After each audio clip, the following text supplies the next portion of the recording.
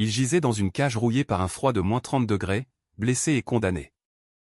La foule riait, le traitant de déchet inutile, et attendait que le marchand l'achève pour récupérer sa peau. Mais le vieux chasseur vit dans les yeux de la bête non pas une fureur sauvage, mais une supplique silencieuse. Il donna son dernier argent, destiné à sa nourriture, pour accomplir un acte que tous qualifièrent de folie.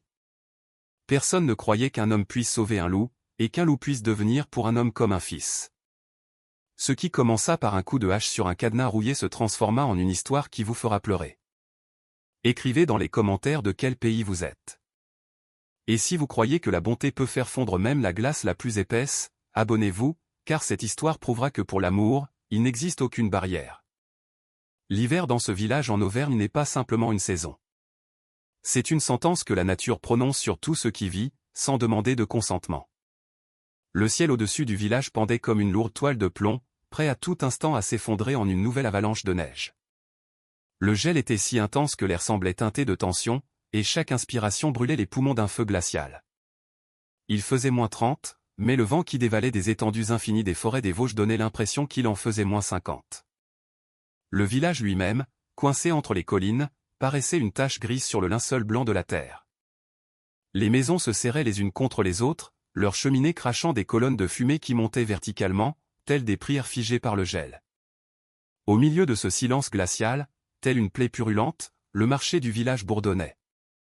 Ici, flottaient des odeurs de gazole, de poissons congelés, de tabac à rouler et de peur.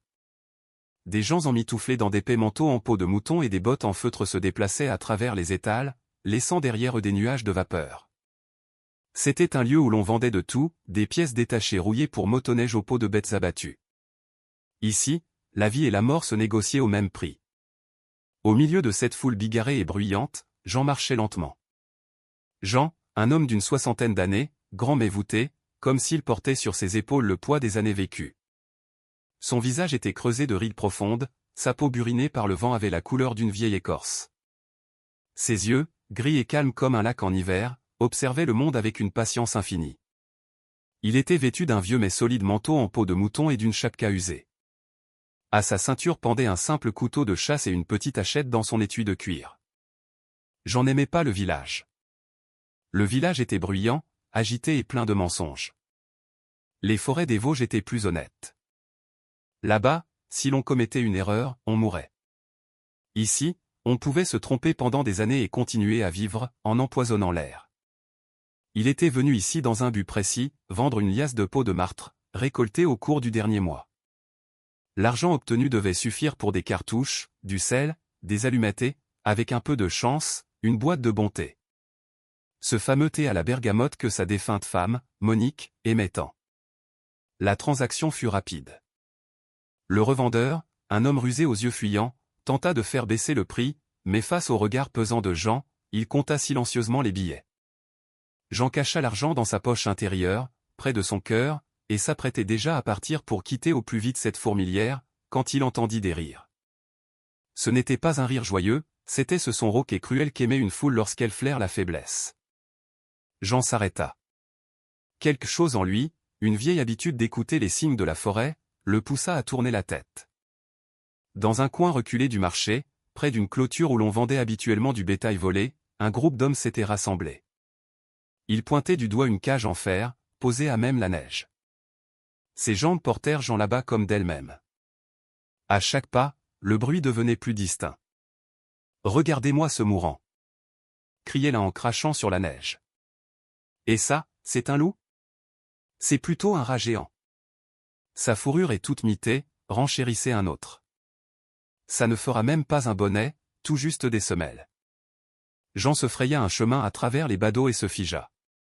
Dans la cage étroite et rouillée, recroquevillé, il gisait. Un louveteau. Il n'avait pas plus d'1 an. Sa fourrure, autrefois dense et brune, couleur d'écorce, était maintenant emmêlée et couverte de saleté. Sa patte arrière était tordue de manière anormale. On y voyait du sang séché, la marque d'un piège. La bête tremblait. Pas de froid où les loups ne gèlent pas si facilement mais de douleur et d'humiliation. Mais quand Jean s'approcha, le louveteau leva la tête. Leurs regards se croisèrent. Et dans ses yeux jaunes, ambrés, Jean ne vit pas de supplication. Il vit un feu, faible, mourant, mais une braise de fureur sauvage qui couvait encore. La bête ne demandait pas pitié, elle méprisait ses hommes. Tempête. Un jeune loup au pelage brun rare, émacié, la patte arrière blessée. Malgré son apparence pitoyable, sa posture et son regard laissaient deviner une force cachée et la noblesse d'une bête sauvage. À côté de la cage, appuyé sur une pelle, se tenait le vendeur, un homme du nom de Stéphane. Stéphane, un marchand corpulent et négligé au visage rouge et bouffi. Une de ses dents de devant manquait, et ses vêtements empestaient l'alcool et la viande avariée. Un homme cruel et avide. « Alors, les gars » beugla Stéphane, voyant que suffisamment de monde s'était rassemblé. « Personne n'en veut ? Il mange beaucoup et ne sert à rien. La pâte est foutue. Dans la forêt, il crèvera, à la ferme, il est inutile. Achève-le, Stéphane » cria quelqu'un dans la foule. Au moins on aura la peau avant qu'il claque. C'est vrai, ça. Stéphane sourit, dévoilant des dents pourries. Il se pencha vers une lourde massue adossée à la clôture. On va le calmer tout de suite. Le louveteau dans la cage, voyant le mouvement, retroussa les babines. C'était un rictus pathétique, mais c'était un vrai rictus. Il était prêt à affronter la mort face à face. À cet instant, quelque chose bascula dans l'esprit de Jean. Le visage de Monique, lointain, presque effacé par le temps, lui apparut. Si cher. Il se souvint comment, un jour, de nombreuses années auparavant, elle avait ramené à la maison une corneille blessée. Chaque vie est sacrée, Jean, disait-elle en lui bandant l'aile. Si nous cessons d'avoir pitié des plus faibles, nous cessons d'être des hommes.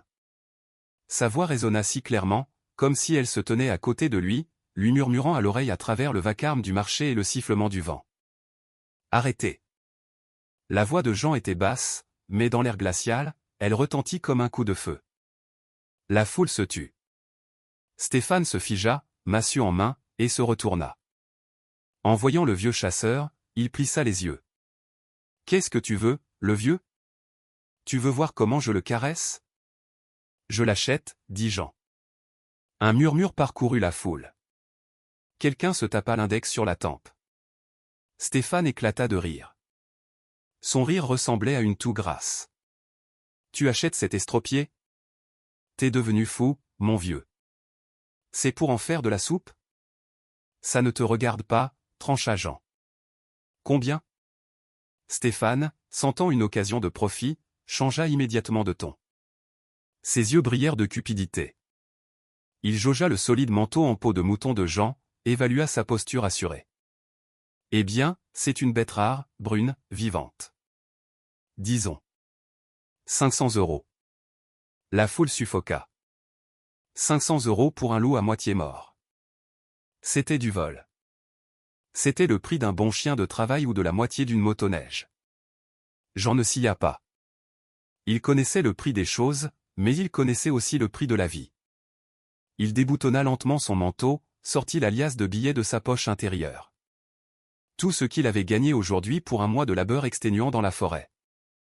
L'argent pour les cartouches, l'argent pour la nourriture, l'argent pour le thé en souvenir de sa femme. Il fit un pas en avant et jeta les billets dans la neige, aux pieds de Stéphane. Étouffe-toi avec. Stéphane, n'en croyant pas sa chance, laissa tomber la massue et se jeta sur l'argent, humectant ses doigts et les recomptant de ses mains tremblantes. C'est bon, marmonna-t-il. Prends ta charogne, Pépé. La foule regardait Jean avec incompréhension. Certains plaignaient le vieil homme, d'autres se moquaient de sa bêtise. Mais Jean s'en fichait. Il s'approcha de la cage. Le louveteau se figea, le fixant. De près maintenant, Jean voyait à quel point le cœur de la bête battait fort. La fourrure sur ses flancs creux se soulevait rapidement. « Ouvre !» dit Jean sans se retourner. Stéphane, qui avait déjà fourré l'argent dans ses poches, se redressa et écarta les bras. Un sourire narquois jouait sur son visage. « Pas moyen, Pépé. Y a pas de clé. » Quoi ? Jean se tourna lentement vers lui. Ce cadenas. Stéphane donna un coup de pied dans la grille rouillée. Il est là depuis 10 ans. La clé est perdue depuis longtemps. On ne l'ouvre jamais. On lui jette la bouffe par le haut. Si tu veux le prendre, emporte la cage avec ou ronge les barreaux. La foule se mit à ricaner. C'était la dernière blague d'une journée cruelle. Le vieil homme avait donné son dernier sou pour un loup qu'il ne pouvait même pas sortir. Jean regarda le cadenas. C'était un lourd et vieux bloc de fonte, couvert d'une couche de rouille orangée, comme de la lèpre. L'anse du cadenas était soudée par la corrosion aux charnières. Sans clé, sans scie à métaux, il n'y avait rien à faire. À l'intérieur, le louveteau se mit à gémir doucement. C'était un son plein de désespoir, le son d'une créature qui comprenait que même l'espoir était un mensonge. Jean prit une profonde inspiration. L'air glacial lui brûla la gorge. Il regarda ses mains, de larges paumes couvertes de cicatrices, des mains qui savaient tuer et des mains qui savaient construire. Il écarta lentement un PAN de son manteau. Sa main se posa sur le manche de la hachette qui pendait à sa ceinture. Ce n'était pas un simple outil. C'était sa compagne, une vieille hache de charpentier reforgée, parfaitement équilibrée, tranchante comme un rasoir. Elle le servait fidèlement depuis 20 ans. La foule se tut de nouveau, mais cette fois, le silence était chargé de tension. Stéphane recula d'un pas, craignant que le vieil homme, fou de rage, ne se jette sur lui. « Et, qu'est-ce que tu fabriques » glapit le marchand. Jean ne répondit pas. Il sortit la hachette. L'étui de cuir glissa sans un bruit. L'acier brilla faiblement dans la lumière grise du jour d'hiver. Il s'approcha tout près de la cage. Le louveteau recula contre la paroi du fond, se pressant contre les barreaux. Jean leva la hachette. Il ne prit pas un large élan comme un bûcheron. Son mouvement fut court, calculé au millimètre près. C'était le geste d'un chirurgien, pas d'un boucher. Le monde se réduisit à un seul point, la anse rouillée du cadenas. Jean expira, et avec le nuage de vapeur, son bras s'abattit. Clang! Le son fut bref et sec, comme un coup de feu. Le coup ne fut pas porté par le tranchant, mais par le talon, la partie la plus lourde et la plus solide, directement sur le corps du cadenas, là où l'anse s'insérait. Dans ce coup, Jean mit toute sa colère contre ce village, contre la cruauté de ses gens, toute sa nostalgie de sa femme et tout son espoir. Le métal rouillé ne résista pas. La vieille fonte, rendue cassante par le gel, se brisa. Le cadenas vola en éclats, retombant dans la neige. La porte de la cage, libérée de sa prison, s'entr'ouvrit de quelques centimètres en grinçant. Le silence sur le marché devint absolu. On n'entendait plus que le hurlement du vent dans les fils électriques au-dessus des têtes. Jean rengaina lentement sa hachette. Il ne regarda pas la foule, il ne regarda pas Stéphane qui se tenait là, bouche bée. Il ne regardait que le loup. La porte était ouverte. Le chemin était libre. Voilà, dit Jean doucement, et sa voix parut étonnamment douce pour un homme si rude. Maintenant, c'est à toi de décider. La porte de la cage était ouverte. La gueule noire de la liberté béait devant le louveteau, mais il ne bougea pas. Il se blottit seulement plus profondément dans son coin, tremblant de tout son corps. L'attente du coup était plus forte en lui que le désir de fuir. Pour une bête qui n'avait connu que la douleur, une porte ouverte ne ressemblait pas à un salut, mais à un nouveau piège. La foule, privée de son spectacle sanglant, commença à se disperser.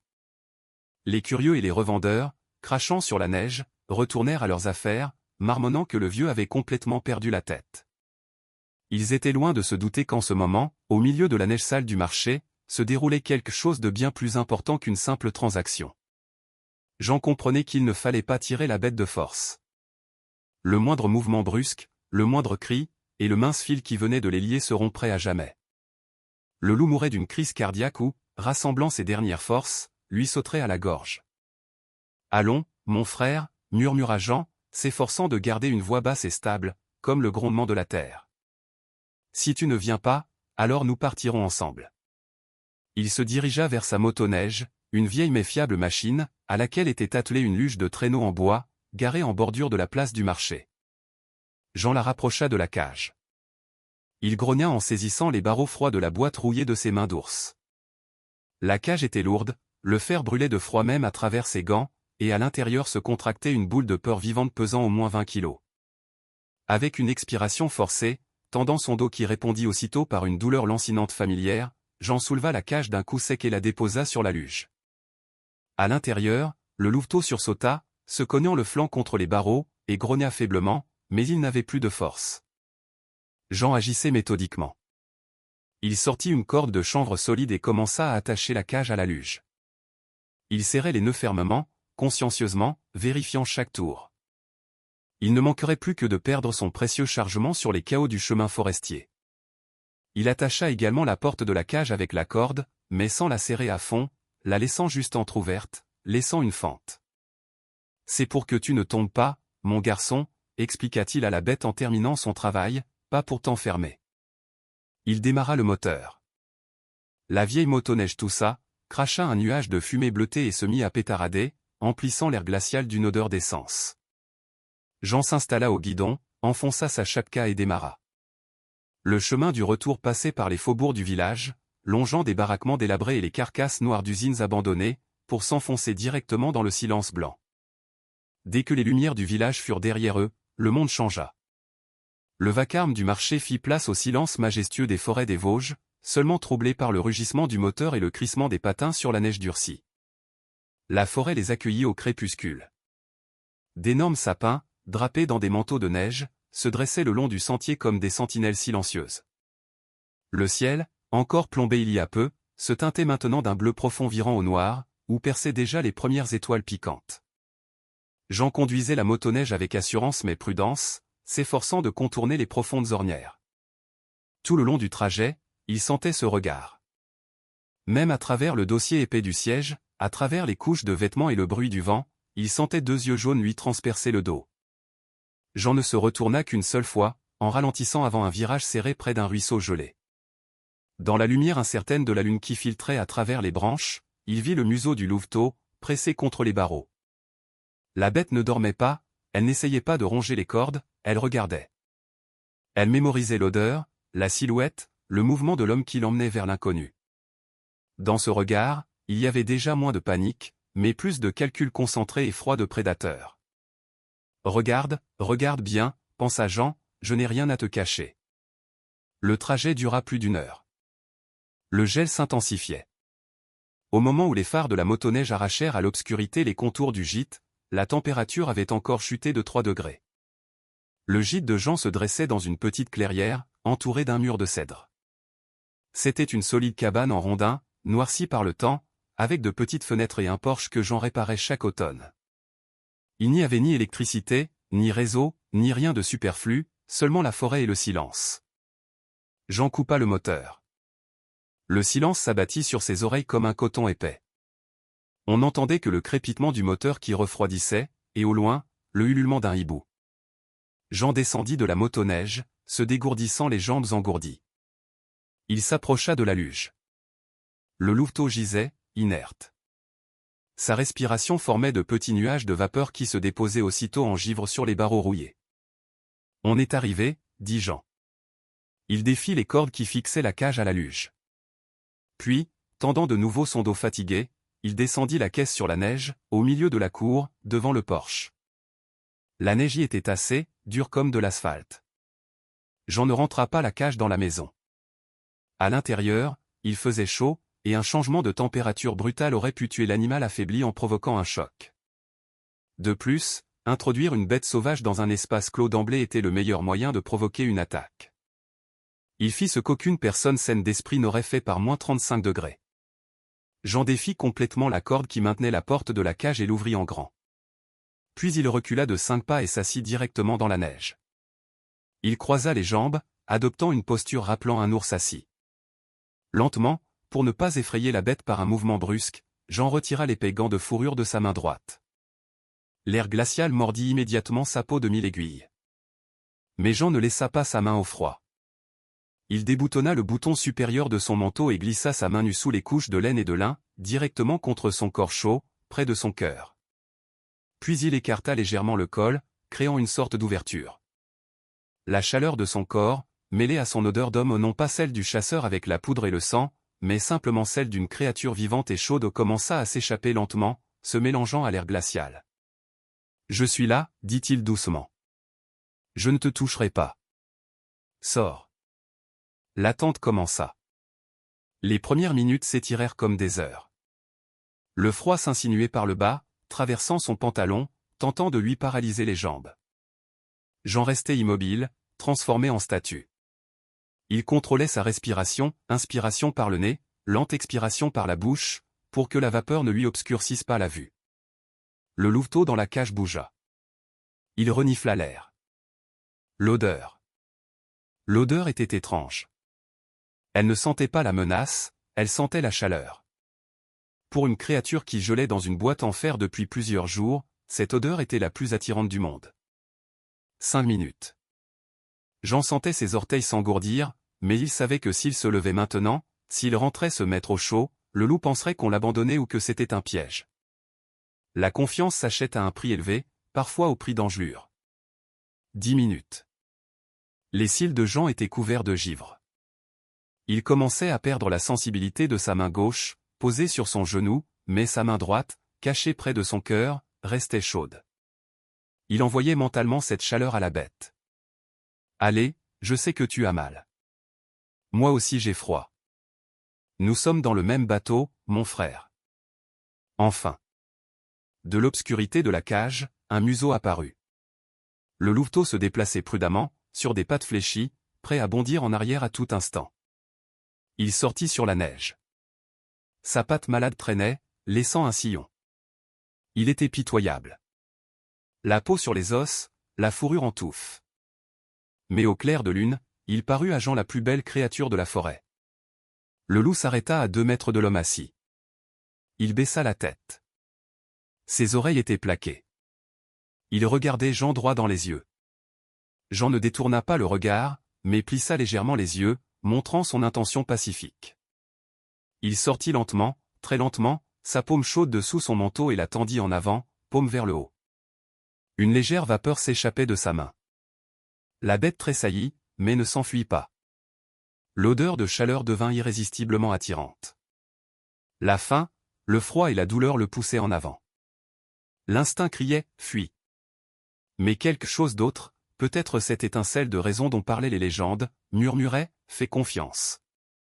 Le louveteau fit un pas, puis un autre. Il allongea le cou. Son nez noir et humide toucha les doigts de Jean. L'homme ne bougea pas. La bête prit une profonde inspiration, aspirant l'odeur de tabac, de vieille laine et de force tranquille. Et puis se produisit ce que Jean attendait et craignait à la fois. Les pattes du louveteau fléchirent. Les forces qui le maintenaient debout, par pure adrénaline et par peur, s'évanouirent soudainement. Dès que la peur disparut, il s'effondra simplement sur la neige, le nez contre le genou de Jean, et ferma les yeux. Jean expira, sentant la tension le quitter lui aussi. Il toucha prudemment, d'un seul doigt, la fourrure emmêlée sur la tête de la bête. « Voilà », murmura-t-il dans le silence de la forêt. « Nous voilà à la maison. » Jean le porta dans ses bras, comme un enfant. Le louveteau, qui dehors semblait un concentré de fureur et de méfiance, pendait maintenant dans les bras du chasseur, poupée de chiffon inerte. Sa tête était renversée en arrière, sa langue pendait, et sa respiration était si superficielle que Jean devait tendre l'oreille pour capter ce son rauque de vie. Dans le gîte, il y avait une odeur d'herbe séchée, de résine et de fumée. C'était l'odeur de la sécurité. Une odeur qui, depuis des siècles, protégeait l'homme du vide sauvage extérieur. Jean déposa son fardeau sur une vieille peau de serre, étendue au pied de la grande cheminée en pierre. La cheminée respirait une chaleur régulière et dense, qui commença instantanément à faire fondre les croûtes de glace sur la fourrure de la bête. Une flaque sale se forma sur le sol. Jean n'y prêta pas attention. Il ôta son manteau, restant dans un gros pull en tricot, et se mit immédiatement au travail. Il n'y avait pas de temps pour les sentiments. Il approcha un tabouret bas et une lampe à pétrole de la cheminée. La lumière jaune arracha à la pénombre une vision effroyable. La patte arrière du loup n'était pas seulement blessée. Le piège avait broyé l'os, et le métal qui s'était enfoncé dans la chair avait provoqué une inflammation. La blessure était ancienne, purulente. Ses bords avaient noirci de nécrose. Une odeur douceâtre et nauséabonde de pourriture s'en dégageait. « Oh, mon frère » murmura Jean en secouant la tête, « la vie t'a bien malmené. » La bête entr'ouvrit un œil. Un voile trouble de douleur y flottait, mais elle ne grogna pas. Elle n'en avait tout simplement pas la force. Elle laissait l'homme faire d'elle tout ce qu'il voulait. Jean se leva et se dirigea vers une étagère où étaient alignés des bocaux contenant des liquides et des onguents troubles. Il n'y avait pas de pharmacie ici. Dans un rayon de 100 km, il n'y avait ni médecin ni vétérinaire. Seules les lois de la forêt s'appliquaient. On se soignait avec ce que la forêt donnait. Il choisit un pot en terre cuite, scellé à la cire. À l'intérieur se trouvait un onguent. Une recette transmise de génération en génération de chasseurs. De la graisse d'ours pour chauffer en profondeur et nourrir les tissus. De la résine de pin, un antiseptique puissant qui tue toute infection. Et de la chélidoine séchée, cueillie en juillet, à son apogée, réduite en poudre. Impossible de trouver des feuilles fraîches en hiver dans la forêt. La forêt dort sous un mètre de neige, mais l'herbe sèche se souvient du soleil. Jean fit fondre l'onguent sur le rebord de la cheminée. Une odeur amère et âcre se répandit. Il retourna vers le loup, nettoya la plaie avec une eau-de-vie artisanale forte. La bête tressaillit de tout son corps. Un gémissement, semblable à un sanglot humain, s'échappa de sa poitrine. Mais Jean le maintint d'une main ferme. Supporte, la douleur c'est la vie. Les morts n'ont pas mal. Puis il appliqua généreusement le mélange chaud et huileux sur la blessure et pansa la pâte avec un chiffon de lin propre. Le loup se calma. La chaleur de la graisse d'ours commençait à agir, apaisant la douleur lancinante. La bête prit une profonde inspiration et, enfin, sombra dans un vrai sommeil profond. Les jours de silence commencèrent. Le loup, que Jean appelait déjà mentalement Tempête, en l'honneur du vent qui les avait ramenés à la maison, ne se leva pas pendant 3 jours. Il restait couché près de la cheminée, lapant parfois l'eau d'une gamelle que Jean poussait jusqu'à son nez.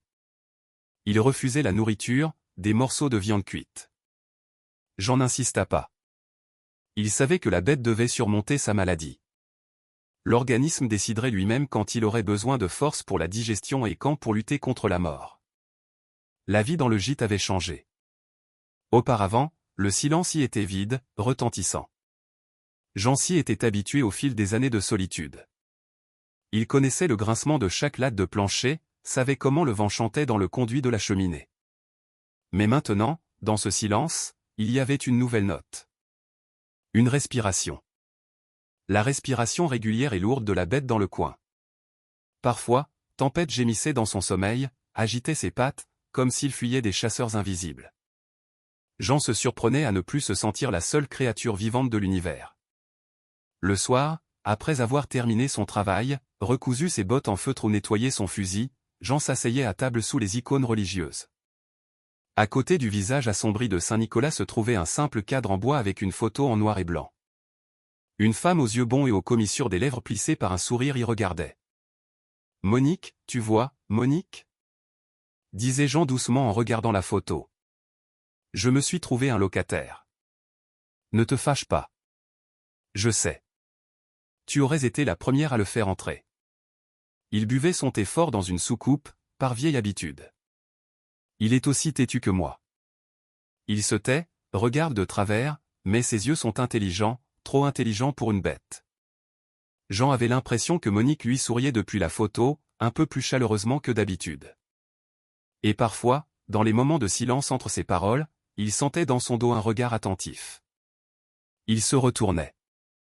Tempête ne dormait pas. Ses yeux ambrés brillaient dans la pénombre, reflétant les lueurs du feu de la cheminée. Il écoutait. Le loup écoutait les intonations, écoutait la vibration de la voix. Il ne comprenait pas les mots, mais il comprenait l'essentiel. Cet homme ne menace pas. Cet homme partage son âme. La 4e nuit, le temps se gâta. Le vent, qui jusqu'alors ne faisait que jouer avec la cime des sapins, se déchaîna pour de bon. Les murs du gîte se mirent à craquer sous la pression des rafales de neige. Dehors, la tempête hurlait, cherchant une fissure pour pénétrer dans la chaleur de l'habitation humaine. Il faisait chaud à l'intérieur, mais une inquiétude particulière régnait. Jean était assis dans son vieux fauteuil à bascule, les jambes couvertes d'un plaid. Il lisait un livre usé qu'il connaissait par cœur, mais les lignes dansaient devant ses yeux. La fatigue des derniers jours s'était abattue sur lui comme un lourd fardeau. Le loup était couché à sa place, près de la cheminée. Dans la journée, il avait mangé pour la première fois. Il avait lapé un peu de bouillon de viande dans la paume de Jean. C'était une petite victoire, mais elle leur avait coûté beaucoup d'efforts à tous les deux. Jean ferma les yeux, juste pour une minute.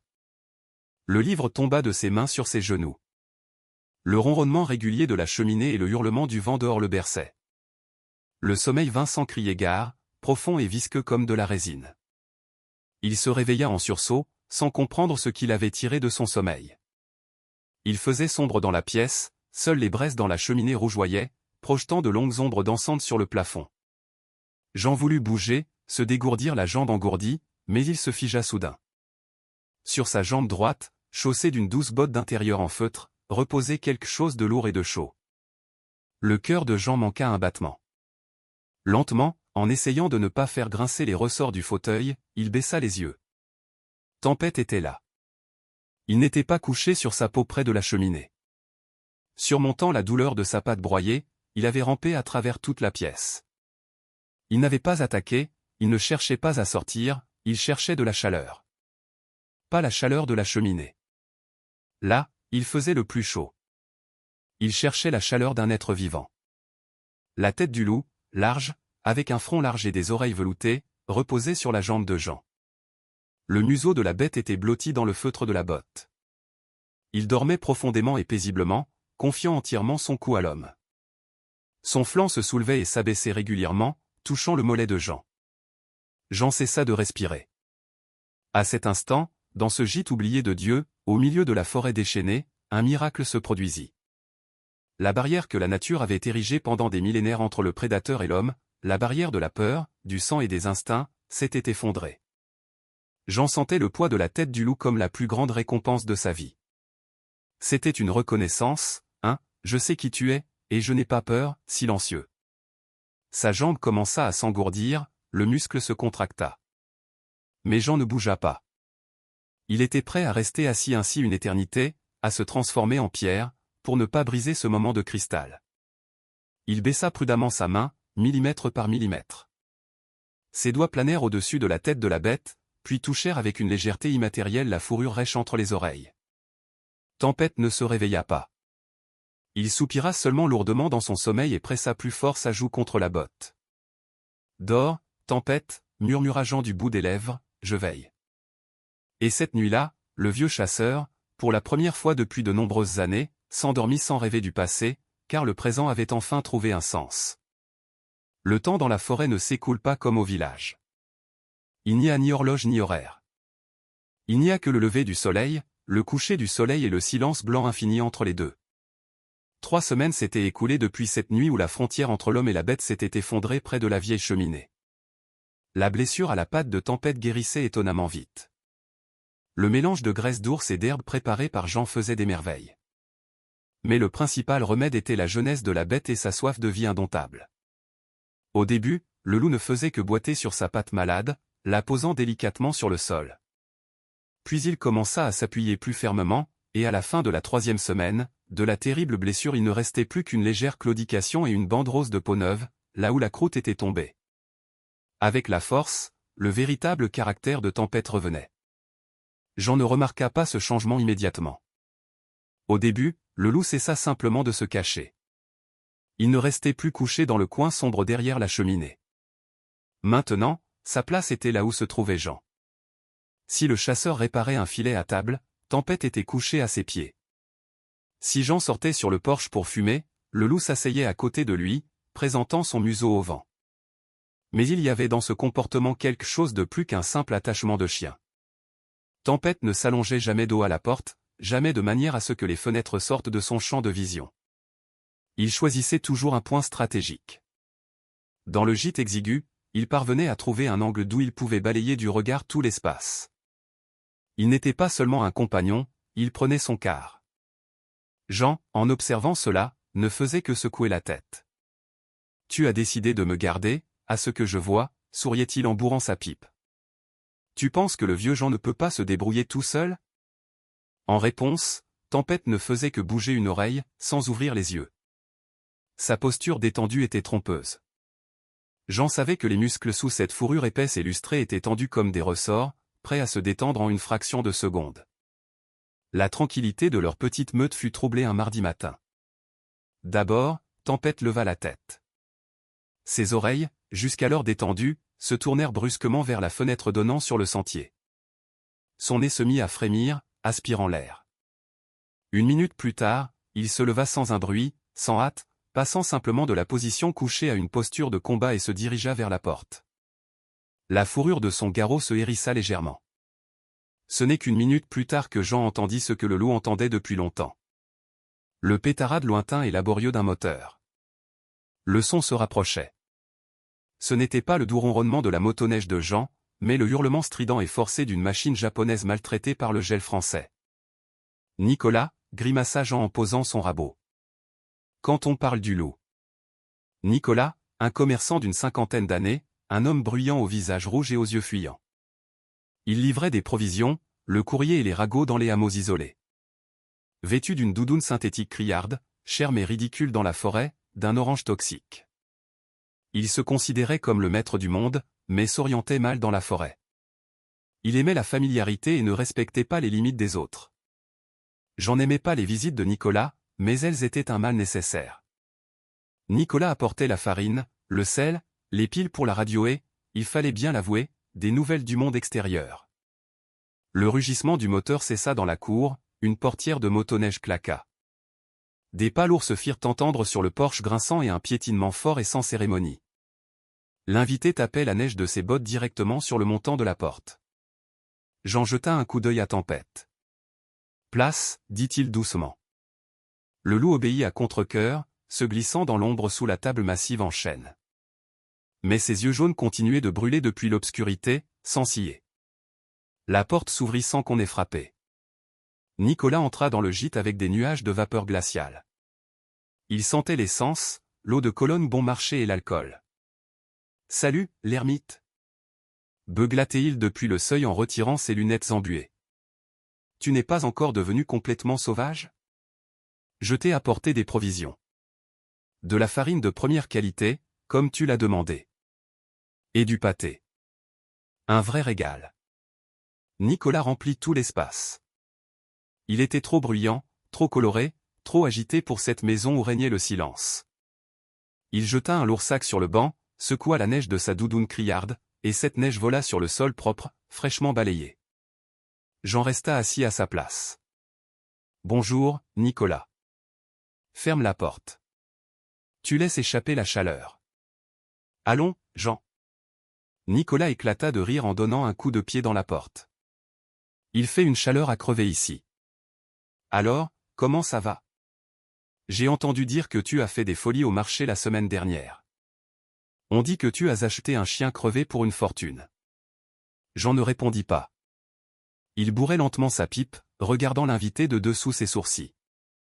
Nicolas, ne sentant pas la tension, s'avança dans la pièce. Il se sentait ici en position de force. Après tout, il avait apporté la nourriture. La vie du vieil homme dépendait de lui, croyait-il. « Tu ne dis rien ? Eh bien, tais-toi. Tu es devenu complètement sauvage, Jean. Il faut aimer les gens, communiquer. » Nicolas s'approcha de la table où Jean était assis. Son visage s'élargit en un large sourire suffisant. « Allez, vieux bouc, on va se dire bonjour. » Il leva brusquement la main, avec élan, pour frapper Jean sur l'épaule. Un geste qu'il considérait comme amical, mais qui, dans le monde de la nature sauvage, se lisait comme une agression directe. Une attaque par le haut. Jean n'eut même pas le temps de sursauter. Tout se passa plus vite que l'œil humain ne pouvait le percevoir. Une ombre jaillit dessous la table. Ce n'était pas un sot, c'était le déclenchement d'un ressort vivant. Un éclair brun fusa entre Jean et Nicolas. La seconde suivante, Nicolas se figea, la main levée. Son visage, tout juste rouge de froid et de suffisance, devint instantanément blanc comme un linge. Devant lui, les pattes posées sur le banc, se dressait Tempête. Le loup ne grognait pas. Les chiens grognent quand ils ont peur ou avertissent. Les loups tuent en silence. Tempête se tenait dans une posture de menace absolue. Ses pattes avant étaient largement écartées. Sa tête était baissée vers le sol, ses oreilles fermement plaquées contre son crâne. La fourrure de son garrot était hérissée, doublant visuellement la taille de la bête.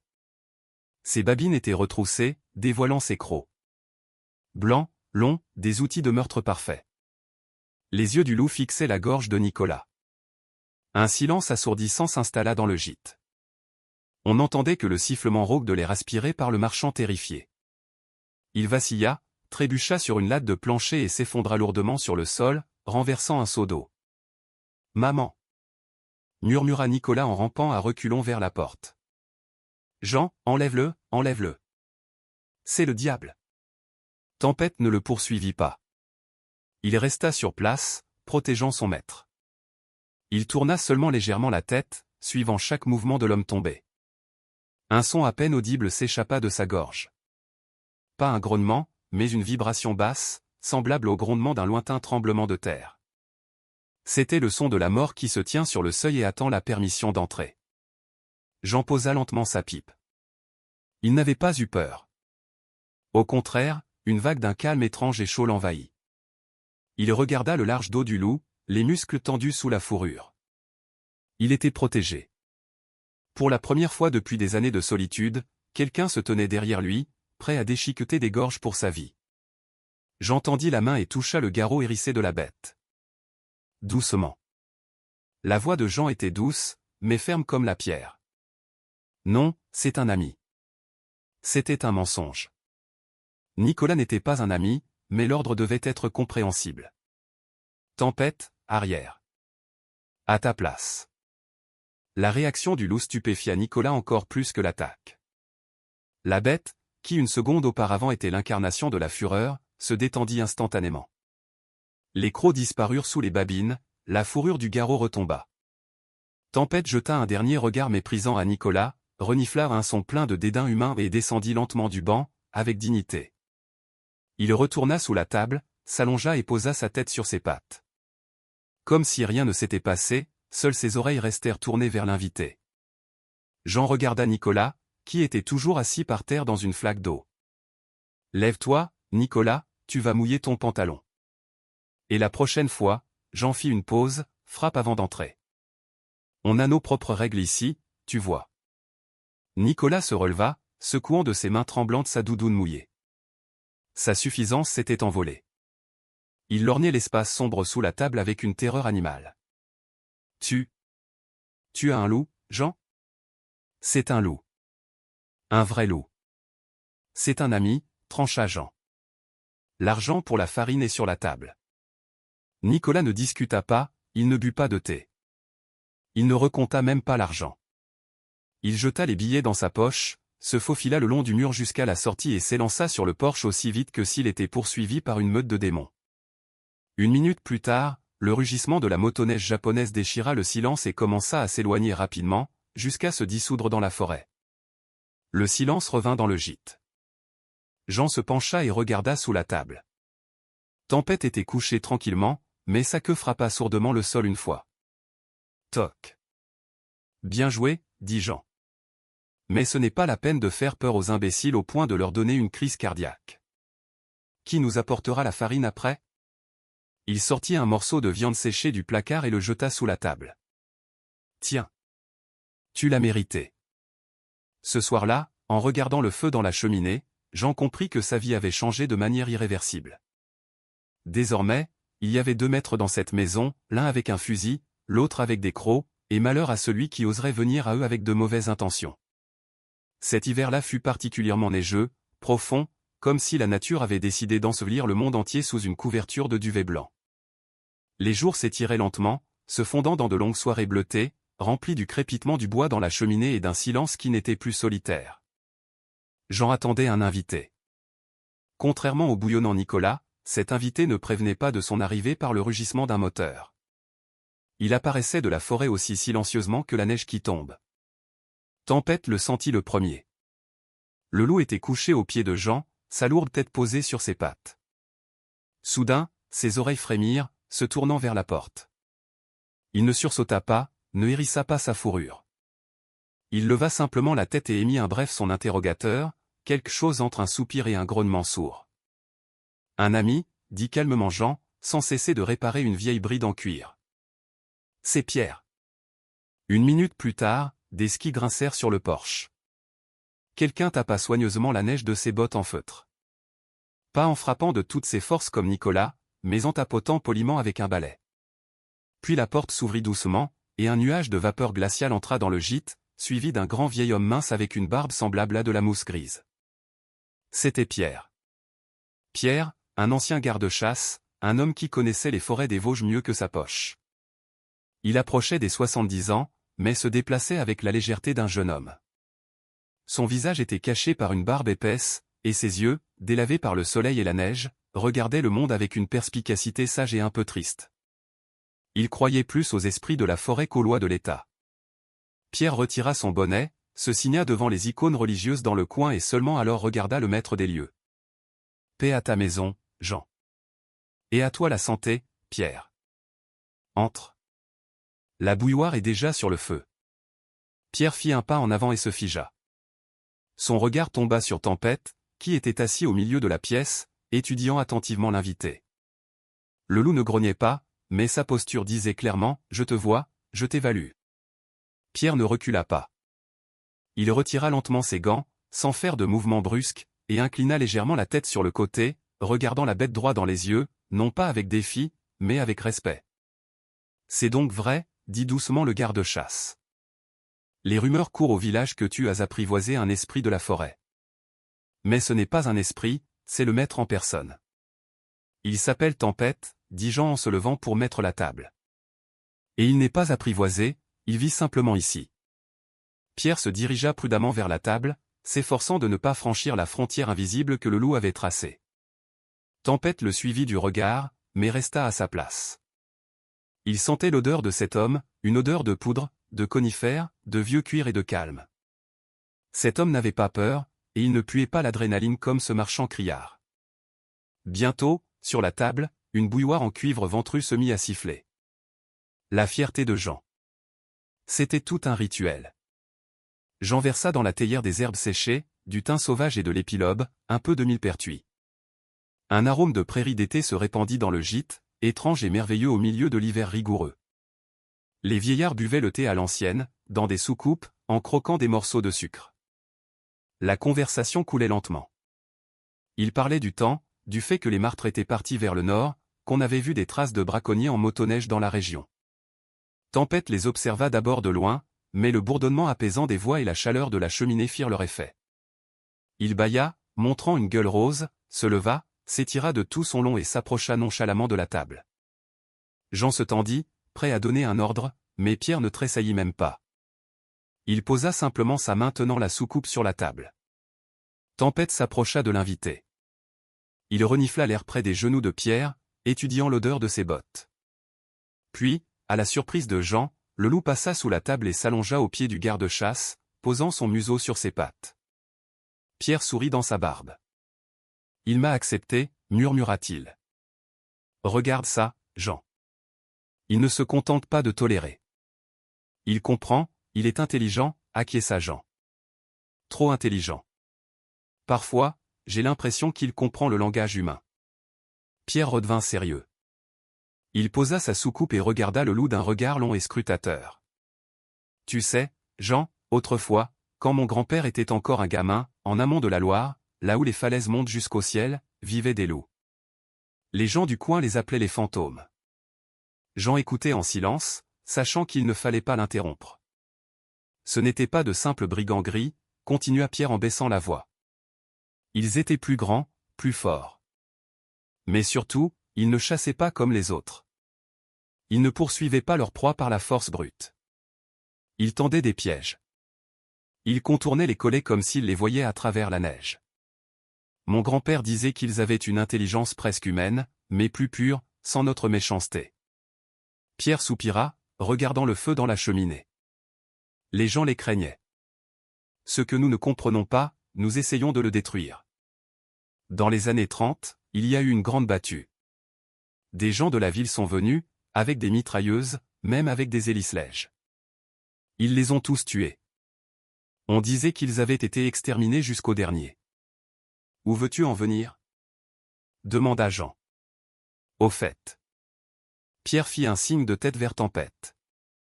Que ces loups, les fantômes, avaient une particularité, rare, presque invisible jusqu'à ce que la bête devienne adulte. Tempête, comme s'il entendait qu'on parlait de lui, s'agita. Il avait trop chaud près de la cheminée. Il se leva, s'ébroua et s'approcha de Jean, lui donnant un coup de museau dans la paume, demandant une caresse. Jean le gratta machinalement derrière l'oreille, passant ses doigts dans sa fourrure épaisse et rêche. « Attends un peu, » dit soudain Pierre en se penchant en avant. « Jean, enlève ta main. Laisse-moi voir. » Jean retira sa main. Tempête se tenait de profil par rapport à la lumière de la lampe. Au cours du dernier mois, il avait bien mangé. Sa fourrure brillait, le duvet terne de louveteau ayant laissé place à un pelage riche et dense. Sur son épaule droite, là où le cou rejoignait la puissante omoplate, la fourrure était disposée d'une manière particulière. Auparavant, quand le loup était sale et maigre, on ne le voyait pas. Mais maintenant, à la lumière de la lampe à pétrole, Pierre le vit distinctement. Au milieu de la fourrure brun foncé, presque café, se détachait une zone de poils argentés, absolument claire.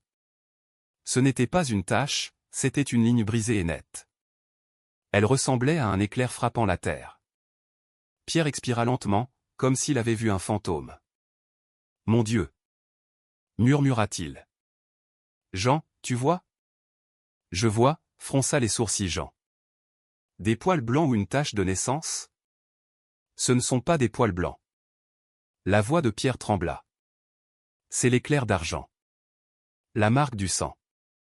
La marque de Dieu, comme l'appelaient les anciens. » Le vieux garde-chasse se leva de table, s'approcha du loup et cette fois, sans aucune crainte, s'agenouilla devant lui. Tempête se tenait tranquille, regardant le vieil homme de ses yeux insondables. « C'est le dernier, Jean, » dit Pierre, regardant Jean de bas en haut. « C'est un descendant de ces mêmes fantômes. Je pensais qu'ils avaient tous été tués il y a 80 ans, mais visiblement, la forêt s'est gardé ses secrets. » Jean regarda son ami d'un nouvel œil. Ce n'était plus simplement une bête sauvée. C'était un fragment d'un monde ancien, miraculeusement rescapé du broyeur de la civilisation. « Et qu'est-ce que ça signifie ? » demanda Jean. « Qu'il est d'une race rare ? » Pierre se releva, époussetant ses genoux. Son visage était sérieux, même sévère. « Cela signifie que tu as hérité d'un fardeau plus lourd que tu ne le penses. Les légendes disent que les loups marqués de l'éclair voient plus de choses que nous. Ils sentent les changements dans le monde. Ils sentent le malheur avant qu'il n'arrive. » Pierre se tut, cherchant ses mots. Les anciens disaient que lorsque l'éclair d'argent hurle à la lune, ils pleurent ceux qui sont encore en vie. Ils sentent le souffle de la mort, Jean. Si quelqu'un doit mourir, ce loup le saura le premier. Un silence lourd s'installa dans la pièce. Seul le vent dehors sembla hurler un peu plus fort, confirmant les paroles du vieux garde-chasse. Jean regarda Tempête. Le loup bâilla, ne se souciant absolument pas qu'on venait de le qualifier de messager mystique du destin, et se recoucha, la tête sur ses pattes. Mais maintenant, Jean regardait la marque argentée sur son épaule et sentait un frisson lui parcourir le dos. « Ce sont des contes de fées, tout ça, Pierre, » dit Jean, mais sa voix manquait d'assurance. « C'est juste une bête intelligente. »« Plaise à Dieu que ce soit des contes de fées, » répondit Pierre en finissant son thé refroidi. « Plaise à Dieu. Mais surveille-le, Jean. S'il commence à s'agiter sans raison, crois-le. Ne crois pas tes yeux, crois-le lui. » Pierre partit tard dans la soirée. Jean resta longtemps sur le porche, regardant la trace de ski de son ami disparaître dans l'obscurité de la forêt. Tempête était assis à côté de lui, pressant son flanc chaud contre la jambe de son maître.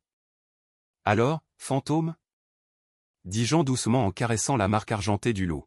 « Tu en sais des choses que j'ignore. » Tempête le regarda, et au fond de ses yeux jaunes, Jean vit le reflet des étoiles. La bête gardait le silence.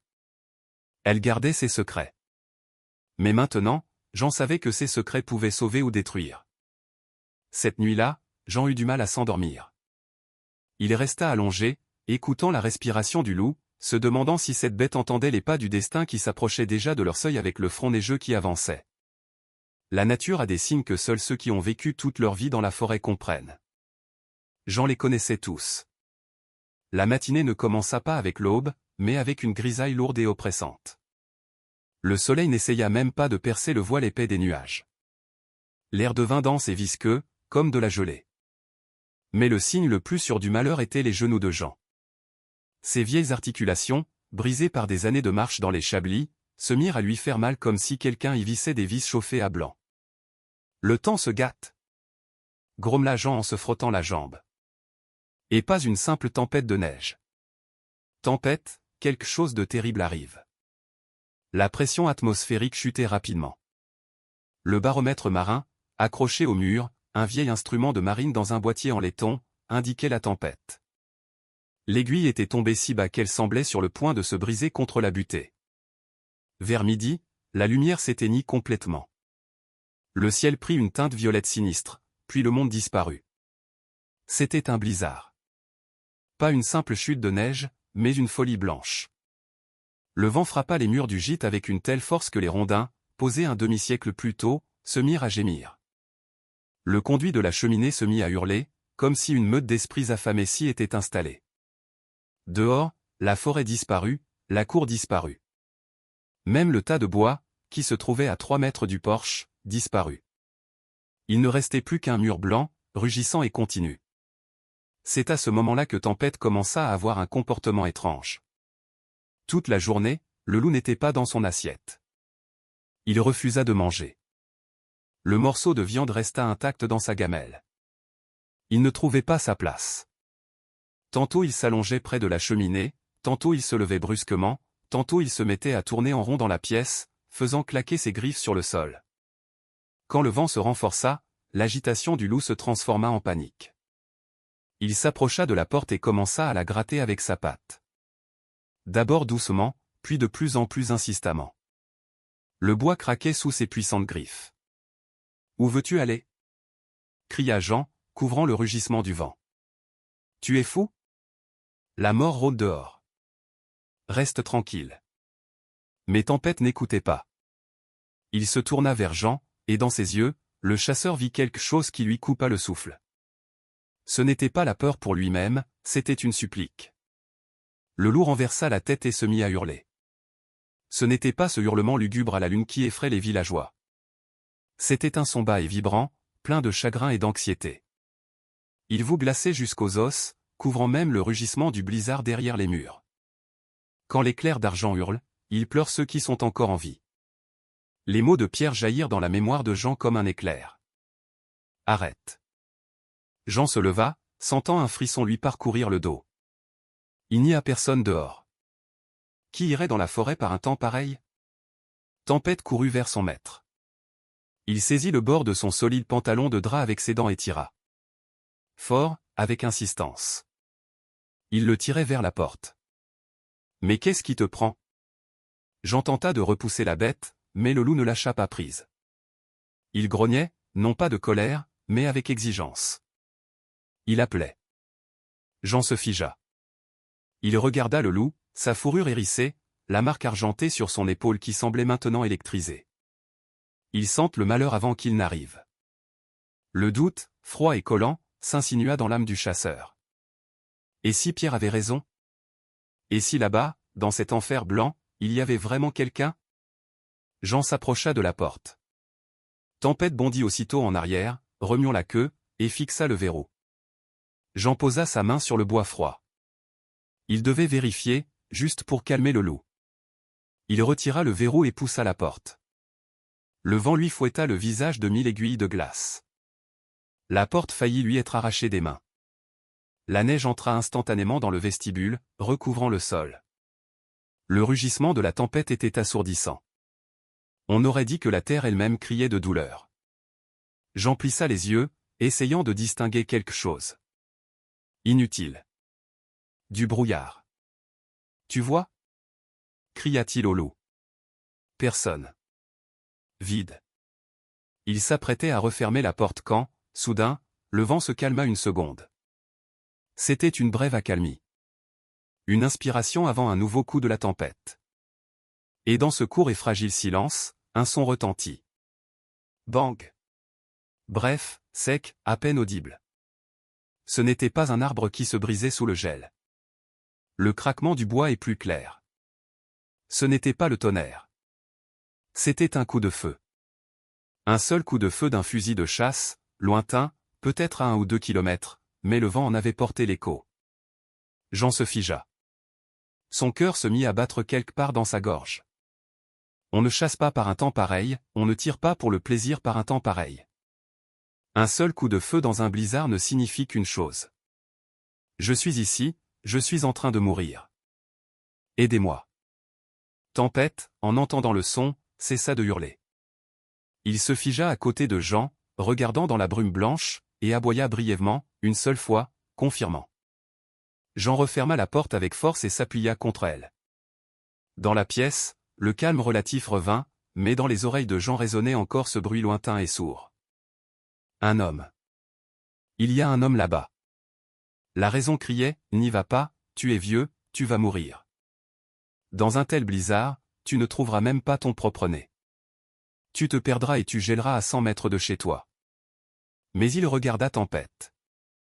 Le loup se tenait près du seuil, tremblant d'impatience. Il savait. Il le savait bien avant le coup de feu. Et maintenant, il attendait la décision du chef de meute. Si Jean n'y allait pas, le loup partirait seul et mourrait. Et s'ils restaient tous les deux, Jean vivrait. Mais pourrait-il dormir, sachant qu'il avait entendu ce coup de feu et fermé la porte? Que le diable t'emporte, esprit de la forêt, cracha Jean en se détachant de la porte. Et toi aussi, Pierre, avec tes contes de fées. La décision était prise. Jean commença à se préparer. Ses mouvements devinrent rapides, précis, sans agitation. La vieillesse recula. Le chasseur revint. Il ôta son gilet de maison, enfila un gros pull en laine, par-dessus une veste matelassée, et enfin son manteau de chasse de combat, ceinturé d'une large ceinture en cuir. Aux pieds, des bottes fourrées sur lesquelles il enfila des surbottes contre l'humidité. Sur la tête, une chapka, les oreillettes solidement attachées sous le menton. Il s'enroula le visage d'une écharpe en laine, ne laissant qu'une fente pour les yeux. Sur les yeux, de vieilles lunettes de motoneige éprouvées. Corde, se marmonna-il, lampe, allumette dans un sac étanche, couteau. Il prit sur l'étagère une corde d'alpinisme. Il en attacha une extrémité autour de sa taille. Il enroula l'autre, décrocha son fusil de chasse du mur, vérifia le chargeur au plein, le jeta sur son dos. Pas pour la chasse, pour les signaux. Il glissa une gourde de gnôle dans sa poche. Puis il regarda Tempête. Le loup observait les préparatifs avec des yeux brillants. « C'est toi qui guides, lui dit Jean. Dans ce brouillard, je suis aveugle comme une taupe. Si tu te trompes, nous y resterons tous les deux. Compris ? Tempête lui lécha la main. Sa langue était chaude. Jean prit dans un coin de large ski de randonnée avec peau pour ne pas glisser en arrière. Dans une telle neige, la motoneige est inutile. Elle s'enfoncera ou percutera un arbre. Seuls les skis, seules ses jambes. Il prit aussi une petite luge de traîneau, une simple coque en plastique avec une corde. S'il y a des blessés, il ne pourra pas les traîner sur lui. Allons-y, avec l'aide de Dieu. Jean se signa vers le coin sombre avec les icônes. Il ouvrit la porte. La tempête rugit, accueillant les courageux qui avaient décidé de la défier. Tempête fut le premier à s'élancer dans la mêlée neigeuse. Il ne courut pas. Il s'arrêta à 3 mètres, se retourna, aboya, indiquant sa position. Jean le suivit.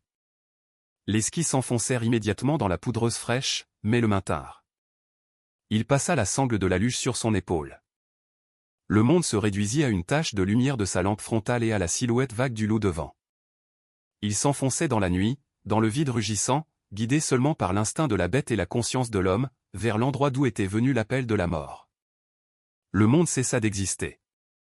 Il ne restait plus que le vide blanc et hurlant. Ce n'était pas une simple tempête. C'était l'enfer, retourné et gelé à des températures négatives. Le vent ne soufflait pas, il frappait.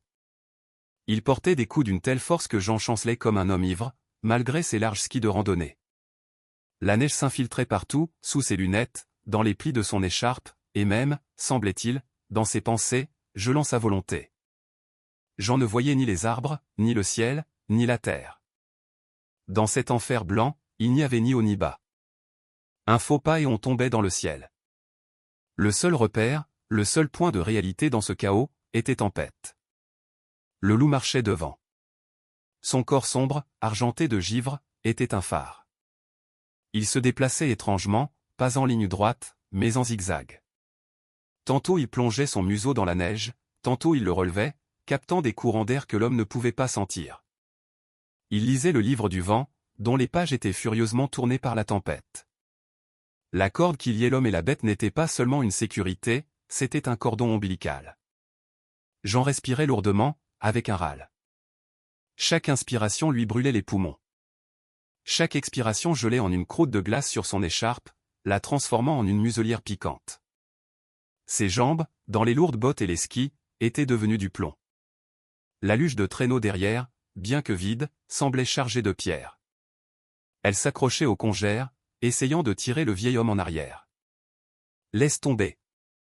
murmurait une voix traîtresse dans sa tête, au rythme des battements de son cœur. « Fais demi-tour, tu es vieux, tu vas mourir ici. Allonge-toi et repose-toi. » Jean serrait les dents. Il regardait le dos du loup. Tempête s'enfonçait dans la neige jusqu'à la poitrine. C'était plus dur pour lui que pour l'homme à ski, mais il avançait avec l'obstination d'un brise-glace. Soudain, le loup s'arrêta brusquement. La corde se tendit. Jean, n'ayant pas le temps de freiner, glissa encore d'un mètre et faillit percuter la bête. « Quoi » halta-t-il, essayant de couvrir le bruit du vent. « Tu as perdu la trace ?» Tempête se retourna. Son museau était couvert de neige, mais ses yeux brûlaient d'un feu jaune. Il grogna et poussa Jean de l'épaule, le forçant à reculer vers la gauche.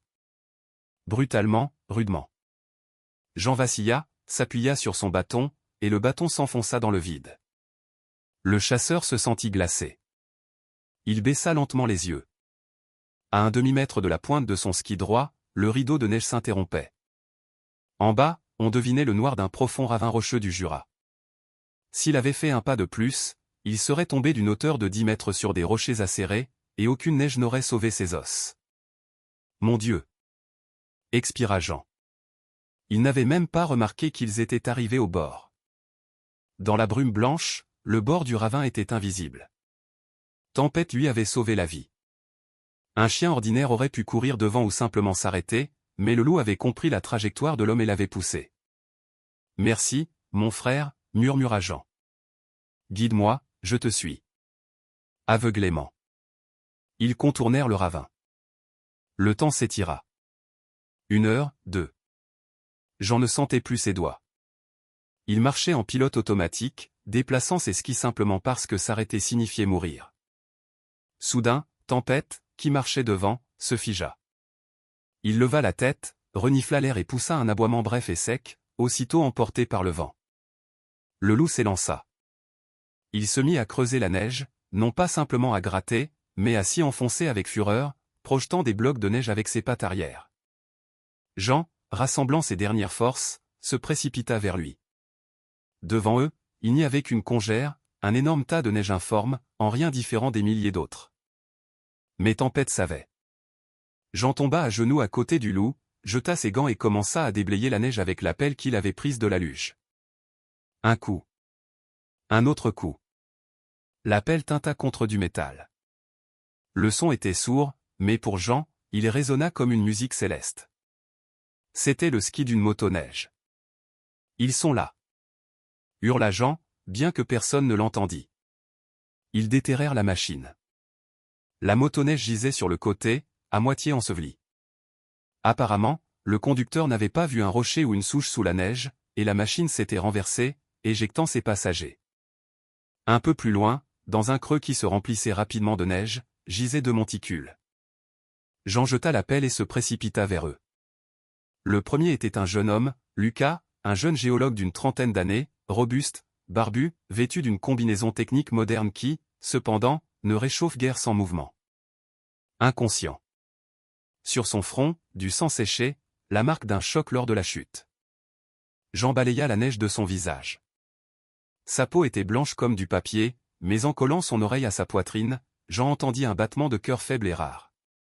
Vivant. Une grave commotion, peut-être des fractures, mais vivant. Le deuxième monticule était tout petit. Manon, une étudiante, une stagiaire, une jeune fille frêle aux traits fins. Ses vêtements étaient trop légers pour une telle tempête. Elle s'était recroquevillée en position fétale, essayant de conserver les derniers restes de chaleur, mais maintenant son corps ne tremblait plus. C'était le stade de l'hypothermie profonde, la mort apparente. Jean la retourna. Le visage de la jeune fille était bleu. Ses cils étaient collés par la glace. On ne voyait aucune respiration. Non, non, non, ma petite, n'ose pas, marmonnait Jean en retirant ses gants et en posant ses doigts sur son artère carotide.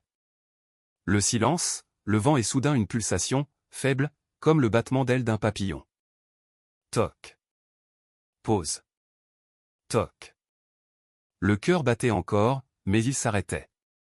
Le froid avait déjà atteint le noyau. Il n'avait que quelques minutes. Jean agissait avec une rapidité effrayante. L'adrénaline avait brûlé sa fatigue.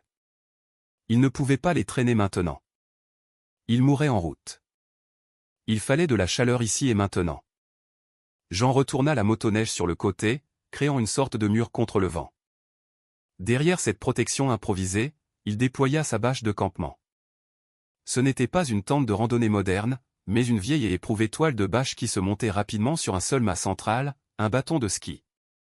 En 5 minutes, la tente de campement était montée, ses parois claquant au vent. Jean traîna Manon à l'intérieur, puis Lucas. L'espace était exigu et sombre, mais le vent ne vous renversait plus. Jean alluma un réchaud à gaz. La flamme bleue se mit à siffler, donnant un premier timide signe de vie. Lucas gémit et bougea. C'était un bon signe. Mais Manon restait immobile. Son corps était glacial comme de la pierre. Le réchaud ne pouvait pas chauffer l'air assez vite. Il lui fallait de la chaleur vivante pour relancer son sang qui se refroidissait. Jean ouvrit sa veste. Il commença à lui frotter les mains, mais il comprenait que c'était insuffisant. Lui-même était gelé jusqu'aux os. Ses mains lui obéissaient à peine. Il ne pouvait pas lui donner assez de chaleur. À ce moment, la toile de la tente se souleva et Tempête se glissa à l'intérieur. Le loup était couvert d'une croûte de glace, mais en dessous, il y avait un volcan. Il comprit tout immédiatement. Il n'avait pas besoin d'ordre. Dans la meute, quand les louveteaux gèlent, les adultes ne font qu'une chose. Tempête s'approcha de la jeune fille. Il renifla son visage, lécha sa joue froide de sa langue chaude et rêche. Et puis il fit ce qui fit monter les larmes aux yeux de Jean. L'énorme bête se coucha directement sur la jeune fille. Il se coucha délicatement, s'efforçant de ne pas écraser ce corps fragile de son poids, mais la recouvrant entièrement, de la poitrine aux genoux. Sa fourrure épaisse et dense était le meilleur isolant du monde, et la température corporelle d'un loup est plus élevée que celle d'un homme. Tempête posa sa lourde tête sur son cou, juste là où l'artère carotide transportait le sang refroidi vers le cerveau. « Chauffe, Tempête, chauffe !» murmurait Jean en rapprochant le réchaud. C'était une scène surréaliste. Dans une petite tente tremblante sous le vent, à la lumière de la flamme, un prédateur sauvage était enlacé avec un être humain, donnant sa vie goutte à goutte pour rallumer celle d'un autre. Le loup ferma les yeux. Il respirait profondément et régulièrement, envoyant la vibration de sa respiration dans le corps de la jeune fille. Il était un poil vivant, un accumulateur d'énergie vitale de la forêt. 10 minutes passèrent. Une éternité. Soudain, Manon prit une inspiration convulsive. C'était un son effrayant, rauque, comme si l'air se frayait un chemin à travers un film. Son corps tressaillit sous le loup. Tempête ne s'éloigna pas. Il souleva juste légèrement la tête et lui lécha le nez, la calmant. Vivante, expira Jean, laissant tomber sa tête dans ses mains. Sur les joues de la jeune fille, là où la fourrure du loup les touchait, une légère rougeur à peine perceptible apparut. Ses cils tremblèrent. Dehors, le blizzard se déchaînait, essayant de les ensevelir sous des tonnes de neige. Mais ici, à l'intérieur, la mort avait reculé. Elle avait reculé devant le feu du réchaud à gaz, devant l'obstination d'un vieux chasseur et devant le cœur chaud d'une bête qui avait elle-même été sauvée du froid et qui remboursait maintenant cette dette au centuple. Tempête ouvrit un œil et regarda Jean. Dans ce regard, il n'y avait pas de triomphe. Il y avait une compréhension simple et calme. Nous sommes une meute, nous survivrons. L'hiver dans la forêt meurt lentement, à contre-cœur, se défendant par des gelées nocturnes. Mais le printemps gagne toujours. Cette année, il arriva en force, comme pour s'excuser pour ce terrible blizzard qui avait failli les tuer tous. D'abord, la lumière changea. Le soleil devint plus haut, plus brillant, plus mordant. Il perçait des trous dans les congères, transformant la croûte de neige en une bouillie molle. Puis le son changea. La forêt, qui était restée engourdie pendant 6 mois, se mit à parler, le goutte à goutte commença, d'abord timide, puis en roulement de tambour. Des ruisseaux invisibles se mirent à murmurer sous la neige. Et puis la Loire se libéra. C'était un spectacle majestueux et effrayant. La glace d'1 mètre d'épaisseur se brisait avec un bruit de canon. D'énormes plaques de glace blanche se chevauchaient, s'effritaient, se dressaient et dévalaient le courant, emportant tout sur leur passage. Jean était assis sur le porche, plissant les yeux au soleil. Il avait vieilli cet hiver. Cette nuit dans le blizzard lui avait pris beaucoup de force, qui ne sont pas si faciles à retrouver à 60 ans. Mais dans ses yeux, il n'y avait plus cette mélancolie glacée avec laquelle il avait accueilli la première neige. À côté de lui, sa lourde tête posée sur la rampe, se tenait Tempête. Ce n'était plus le chiot pitoyable et brisé de la cage rouillée. C'était le roi de la forêt. Sa fourrure d'hiver commençait à muer, laissant place à un pelage plus léger mais toujours aussi dense. L'éclair d'argent sur son épaule, signe d'un sang ancien, brillait au soleil, comme une médaille décernée par la nature elle-même. La nouvelle de ce qui s'était passé dans le ravin rocheux du Jura s'était répandue plus vite que le vent du printemps. Les premiers à venir furent les géologues rescapés, Lucas et Manon. Ils apparurent une semaine après leur sortie de l'hôpital local. Manon, encore pâle mais vivante, pleurait en serrant Jean dans ses bras. Puis elle s'agenouilla directement dans la neige sale du printemps devant Tempête. Le loup, qui d'habitude ne laissait pas les étrangers s'approcher, la laissa l'enlacer par le cou. Il se souvenait de son odeur, l'odeur de la vie qu'il avait maintenue dans ce corps fragile. Lucas serra silencieusement la main de Jean, fermement, d'homme à homme, laissant sur la table une boîte de cartouches de luxe et de nouvelles jumelles. D'autres suivirent. Nicolas, ce même marchand criard, arrivait maintenant plus doucement que l'eau, plus bas que l'herbe. Il apportait les meilleurs morceaux de viande pour le petit chien et refusait de prendre de l'argent. Même le gendarme, un major sévère qui menaçait auparavant de verbaliser Jean pour la détention d'une bête sauvage, passa, regarda Tempête de loin, lui fit un salut militaire et repartit sans avoir dressé de procès-verbal. Jean et Tempête devinrent une légende locale, le vieil homme et son fantôme. C'est ainsi qu'on les appelait désormais. Mais autre chose inquiétait Jean. Avec l'arrivée du printemps, Tempête avait changé. Le jour, il était le même, affectueux, calme. Mais la nuit, quand le vent apportait les odeurs enivrantes de la terre qui se réveillait, des feuilles mortes et des traces d'animaux, le loup perdait sa tranquillité. Il passait des heures assis près de la porte, gémissant. Il sortait dans la cour et y restait, le museau levé vers les étoiles, écoutant un appel que l'homme ne pouvait entendre. C'était l'appel du sang, un instinct ancien et puissant qui exigeait la perpétuation de l'espèce, exigeait la liberté, exigeait la course à travers des espaces infinis où il n'y a ni mur ni clôture. Jean le voyait. Il voyait comment Tempête regardait la forêt, avec nostalgie et amour. « Tu n'es pas un chien domestique, mon frère, disait Jean doucement en l'observant par la fenêtre. Je n'ai pas le droit de te retenir. Tu as sauvé une vie humaine. Tu as payé ta dette. C'est mon tour maintenant. » Un matin ensoleillé, alors que la Loire était déjà presque débarrassée de la glace, Jean prit sa décision. Il prit un vieux collier en cuir qu'il avait tressé lui-même mais n'avait jamais mis au loup. « Viens, Tempête. » Le loup s'approcha, regardant avec étonnement la lanière dans les mains de son maître. Il n'avait jamais porté de collier, mais il faisait une confiance aveugle à Jean. Il se laissa attacher la boucle autour de son cou puissant. « Allons-y, dit Jean, faisons une longue promenade. » Ils marchèrent à travers la forêt jusqu'à la rive de la Loire. La neige avait déjà fondu par plaques, révélant la terre noire et les érelles de l'année dernière. L'air était enivrant. Jean n'avait pas pris de fusil, seulement un bâton. Ils arrivèrent sur une haute falaise. En bas, la Loire s'écoulait en un courant puissant et trouble. Mais près de la rive, une anse calme s'était formée. De l'autre côté de la rive commençait la vraie forêt sauvage, des terres protégées où les bûcherons n'allaient pas. Jean s'arrêta. Là, de l'autre côté, à la lisière de la forêt, des ombres apparurent. D'abord une, puis deux, trois silhouettes grises. Elles ne se cachaient pas, elles se tenaient là et regardaient par-delà la rivière. Une meute. Ce n'étaient pas ces loups dégénérés qui volent les chiens dans les villages. C'étaient de grandes et fortes bêtes. Et devant se tenait une louve, claire, presque blanche, gracieuse et fière. Tempête se figea. Toute sa silhouette se tendit comme une corde. Il émit un son que Jean n'avait jamais entendu auparavant. Un gémissement doux, accueillant. La louve de l'autre côté répondit par un bref hurlement. Elle appelait. Elle l'appelait chez lui, dans un monde où il serait roi, où il trouverait une compagne, où il serait libre. Jean s'agenouilla lentement. Ses mains tremblaient, non pas de froid, mais de la douleur qui lui serrait le cœur comme un étau de glace. Il savait que ce moment viendrait, mais il ne pensait pas que ce serait si douloureux. Il détacha le collier. La lanière de cuir tomba dans l'herbe. Va. La voix de Jean se brisa, et il dut se racler la gorge pour continuer. Tu es libre, Tempête. Là-bas, c'est ta famille, c'est ta vie. Jean posa ses mains sur les épaules du loup, regarda dans ses yeux ambrés. Une dernière fois. Merci pour tout, pour la chaleur, pour ne pas avoir laissé un vieil homme devenir fou de solitude.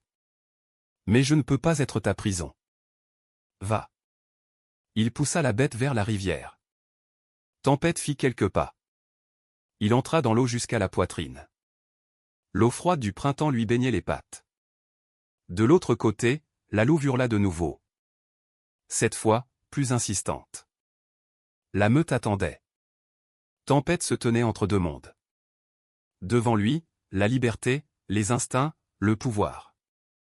L'amour d'une femelle sauvage. Un monde sans humain, sans odeur d'essence, sans mur. Derrière, un vieil homme boiteux dans un manteau usé, la solitude, la chaleur de la cheminée et un sentiment étrange, inexplicable, qui n'est pas inscrit dans les lois de la nature. Le loup regarda l'autre rive. Il regarda la louve longtemps, presque une minute. Ses oreilles frémirent, sa queue bougea, puis il se retourna. Lentement, sans hâte, Tempête sortit de l'eau. Il s'ébroua, projetant une fontaine d'éclaboussures qui brillaient au soleil comme des diamants. Il ne courut pas vers la forêt. Il s'approcha de Jean, qui était toujours à genoux, incapable de se relever de chagrin. Le loup s'approcha tout près et s'assit. Il soupira lourdement et pressa son nez mouillé contre la joue de Jean, léchant la larme salée qui roulait sur les rides du vieux chasseur. Puis il posa sa tête massive sur l'épaule de Jean, comme cette nuit-là, près de la cheminée. De l'autre côté de la rive, la louve poussa un dernier hurlement d'adieu et disparut dans les fourrés. La meute se dissolut dans la forêt comme de la brume. Tempête avait fait son choix. Entre l'appel de ses ancêtres et l'amour pour un homme, il avait choisi l'amour. Il avait choisi de ne pas être un fantôme, de ne pas être une bête sauvage. Il avait choisi d'être un ami. Jean entoura le cou du loup de ses bras, enfouissant son visage dans la fourrure épaisse qui sentait le vent et la neige. Ses épaules tremblaient. Imbécile, murmura Jean, et sa voix était pleine d'un bonheur infini. Quel imbécile tu fais. Il releva la tête, regarda dans les yeux sages, humains, de la bête. Eh bien, si tu l'as décidé ainsi. Jean ramassa le collier par terre et le jeta loin dans les buissons. Il n'en aurait plus besoin. Les chaînes sont inutiles pour ceux que le cœur lie. Jean se releva en geignant, s'appuyant sur l'épaule du loup comme sur un soutien fiable. Le soleil était au zénith, inondant la forêt d'une lumière dorée. Devant eux, il y avait l'été, il y avait l'automne, il y avait la vie. Et quoi qu'il arrive ensuite, Jean savait une chose. Il ne serait plus jamais seul. Rentrons à la maison, mon fils, dit-il. La bouilloire doit déjà avoir bouilli. Et ils prirent le sentier vers la maison. Le vieux chasseur et l'énorme loup brun avec un éclair d'argent sur l'épaule, marchant côte à côte, comme des égaux, sous le ciel éternel de France. Chers amis, l'histoire de Jean et Tempête nous rappelle une vérité simple mais grande. La bonté n'est jamais vaine. Ce que nous donnons au monde nous revient toujours. Parfois au moment le plus inattendu. Jean a sauvé une bête apparemment inutile, et au final, cette bête lui a sauvé la vie et a guéri son âme de la solitude. N'ayez jamais peur de tendre la main à ceux qui sont plus faibles. N'ayez pas peur d'ouvrir votre cœur, même s'il est couvert d'une croûte de glace à cause des blessures passées. Car la vraie famille, ce ne sont pas toujours ceux qui partagent notre sang. La famille, ce sont ceux qui restent à nos côtés quand la tempête arrive, et qui nous choisissent même quand le monde entier les appelle ailleurs. Si cette histoire a touché votre cœur et réchauffé votre âme, s'il vous plaît, soutenez notre chaîne, mettez un j'aime, partagez cette vidéo avec vos proches et surtout, abonnez-vous pour ne pas manquer de nouvelles histoires sur la fidélité, l'amour et les miracles qui se produisent près de nous. Votre soutien nous aide à répandre la lumière. Et maintenant, fermons les yeux un instant et demandons une bénédiction. Seigneur Tout-Puissant, protège chaque personne qui entend ces mots. Préserve leur foyer des vents froids du malheur et de la solitude. Envoie-leur des amis fidèles qui ne les abandonneront pas dans les moments difficiles, et accorde-leur la sagesse de voir la lumière même dans la nuit la plus sombre. Remplis leur cœur de chaleur, de santé et de joie tranquille. Que leur bonté devienne leur protection, comme elle est devenue la protection pour le vieux chasseur. Écrivez le mot « Amen » dans les commentaires si vous acceptez cette bénédiction et croyez en la puissance du bien. Prenez soin de vous et de vos proches. À bientôt.